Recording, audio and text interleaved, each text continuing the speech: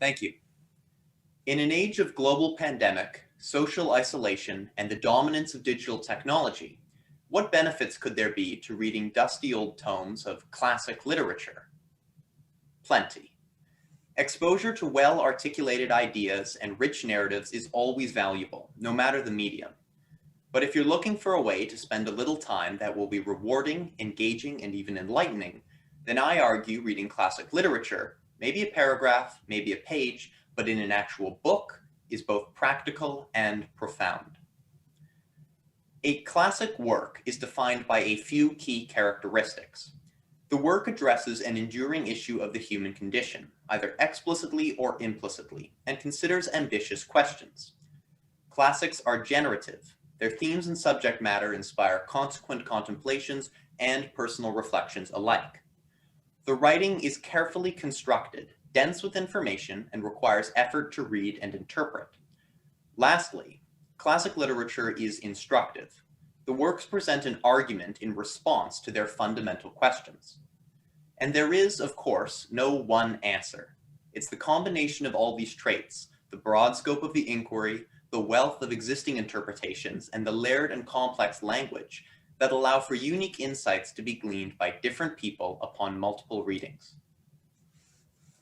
Much classic literature is, quite frankly, old, written anywhere between 70 and 2,500 years ago. You'd be justified in wondering how archaic works could still be relevant. But the subject matter is timeless. We still discuss the meaning of life, so why not consider what the earliest writers had to say about it?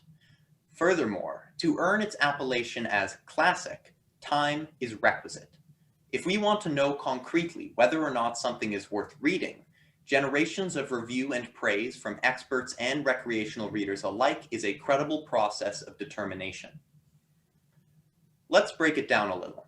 Classics often present moral clarity.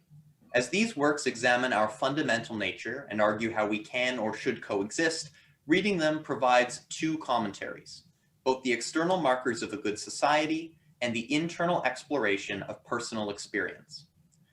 Take this 2,000-year-old line from the ancient Greek philosopher Epictetus.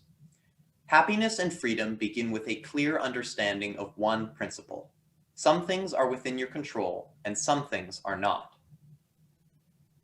Here, Epictetus economically presents an arguable thesis on how to achieve some of our most fundamental human desires, and it's a statement we can appreciate on a cerebral level that also has pragmatic applications. Think of the current state of the world. Disturbing developments, looming lockdowns, and the wide-ranging implications of the pandemic serve us an abundance of angst. But our individual part in the global situation is minimal. While it's critical to stay informed and engaged, these concerns shouldn't be an emotional burden. To be panicked over giant crises only reinforces a sense of powerlessness. Focusing on our individual efforts, observing protocols, and dedicating headspace to friends and family grants practical agency. Classic novels examine similar issues through the toothsome potential of good stories.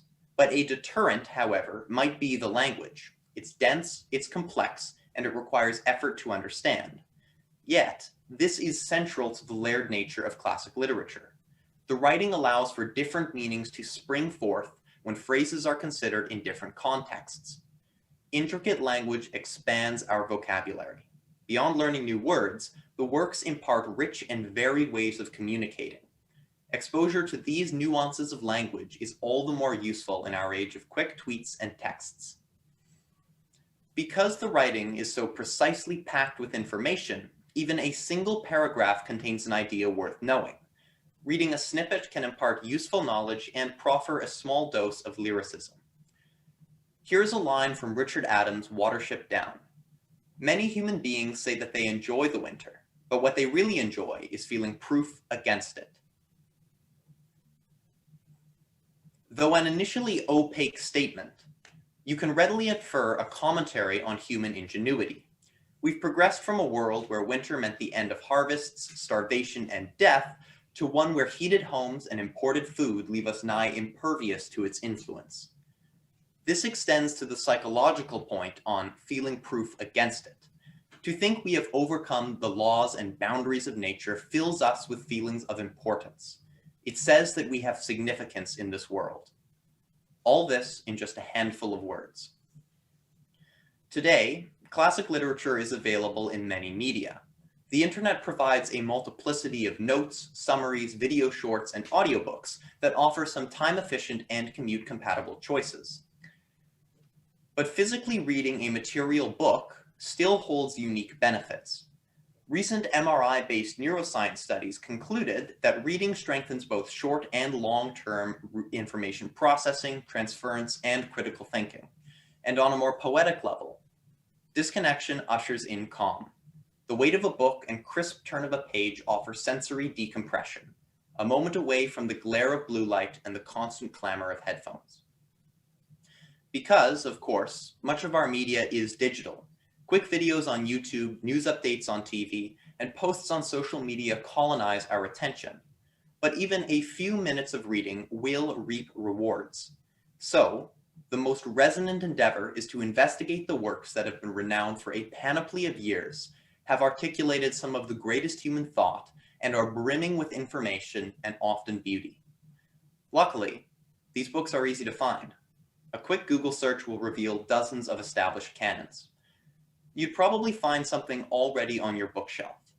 So, when you get the time, you needn't plow your way through thousands of pages. Open a book at random and read a paragraph or two.